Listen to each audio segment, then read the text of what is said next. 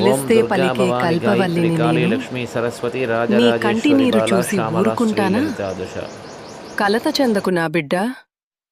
లోకం నిన్ను చూసి నవ్వినా, నీ వారు నిన్ను నమ్మకపోయినా, ఒక్కటి గుర్తుంచుకో, నీ కష్టం వెనుక నేనున్నానని మరువకు. నీ పోరాటంలో నువ్వు ఒంటరివి కావు. నువ్వు వేసే ప్రతి అడుగులో నీ నీడలా నేను నీ తోడు ఉంటాను.